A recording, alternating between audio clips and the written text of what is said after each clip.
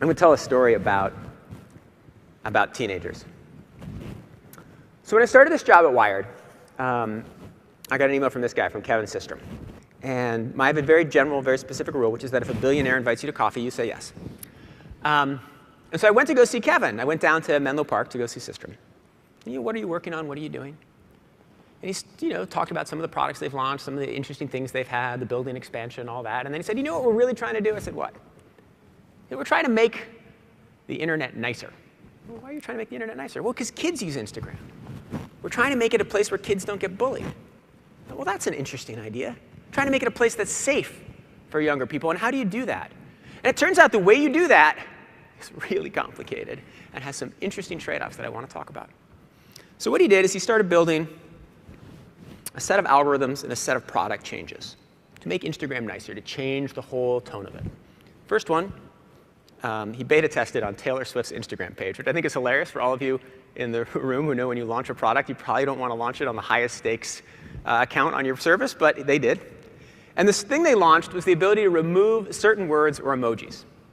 Miss Swift had gotten in a fight with Miss Kardashian. I can't remember what it was about, but it was severe. Miss Kardashian's fans had put a whole bunch of green snakes on Taylor Swift's Instagram page, which is not nice. And so Instagram came up with a product that would allow you to automatically remove any emoji or any word.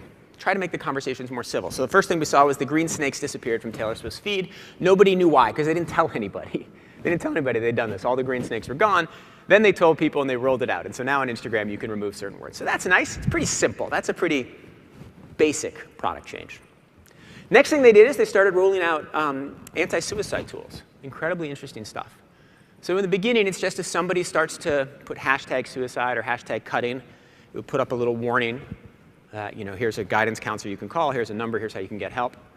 Facebook has now taken this to another degree, which is kind of amazing, which is if its machine learning systems pick up that somebody's about to harm themselves, they will actually call the local sheriff. And so there's starting to be examples of sheriffs who've been called saying, hey, there's somebody at 225 Broadway. You should go to their house. And people's lives have been saved that way.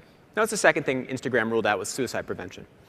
Third thing they rolled out was spam prevention. And then they got to the really interesting stuff, the really complicated stuff. And that is trying to build a machine learning system to identify cruelty, to identify bullying, to identify meanness. Because again, it's kids who use Instagram, teenagers, and we don't want them bullied. We don't want people saying mean things. We don't want them saying you're fat on somebody's page. So how do you identify that? And so Instagram worked on this really interesting project. They hired a ton of people. They had them sort through thousands, tens of thousands of comments, label them mean, bullying, racist, sexist, et cetera. And then they built an AI system to look at a clean data set, to look at those rankings again, to run their rules through it and see whether they match the humans. And they iterate, and then they test them both on a clean data set. But it's a hard problem. So here's a post. I don't know whether you can read it all, but it shows the complexity of this problem. So this is one of Kevin Systrom's posts. And this is what people have written on it. I'll show you the complexity of identifying whether something is mean or cruel. Go to the window and take a big leap out of it. That is very mean, right? Not a nice thing to say. But all the individual words in it are nice. Window is a nice word. It's a lovely word. Leap, like leap of faith, that is a nice word too. So that's a hard sentence to figure out the meaning. Meme lives matter. What does that mean, right?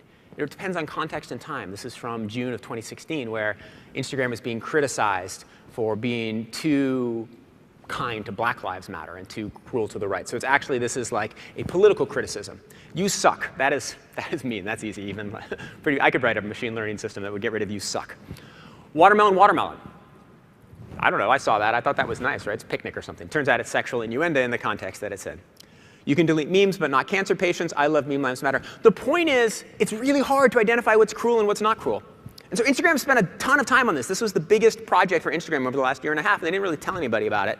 And then they rolled it out. They gave me an exclusive look to go meet with all the engineers. That's kind of amazing. You go to Instagram now and you type something mean, and it just disappears. You see it. It appears on you. You don't know that it's been removed. But if you write something mean on my feed, I can't see it, and no one else who comes to my feed can see it. Only you can see it. Or I write something mean, it's in reverse. And that's kind of incredible. It's really interesting, and it makes Instagram nicer, right? That's good. It's better for kids. That's the goal. One of the reasons why Instagram use is picked up for kids, I would imagine, because there isn't as much bullying, there isn't as much hate, there isn't as much cruelty. It makes parents more likely to let their kids use Instagram. But it's also kind of crazy. right? Because we live in a country where one of the principles is free speech, the right to say what you want to say. The way conversations in this country work, they happen on social media platforms, a lot of them. And now one of them is just vaporizing content. And it's vaporizing content because of machine learning systems that have identified something as cruel. That is a hard, weird thing. So I asked Kevin about that.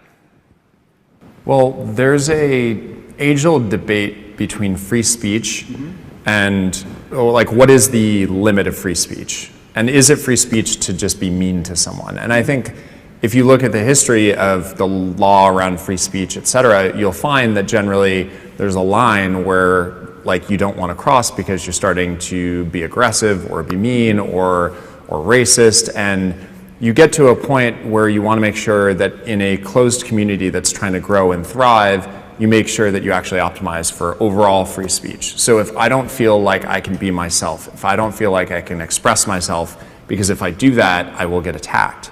That's not a community we want to create. So we just decided to be on the side of making sure that we optimized for speech that was expressive and felt like you had the freedom to be yourself.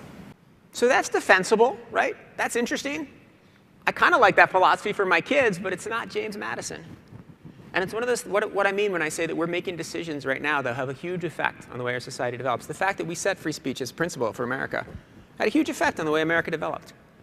And to some extent, I mean, obviously he doesn't have the power of the writers of the Constitution, but in some extent, he is writing a Constitution for the 500 million people who use Instagram, and he's making a choice right there. He's making a choice about how to value speech, how to value free speech versus bullying and the other things he's getting rid of. So that's the kind of choice we're making as society, or that we make in the technology community, in the technology world, that's profound. And this one will have a huge effect on teens.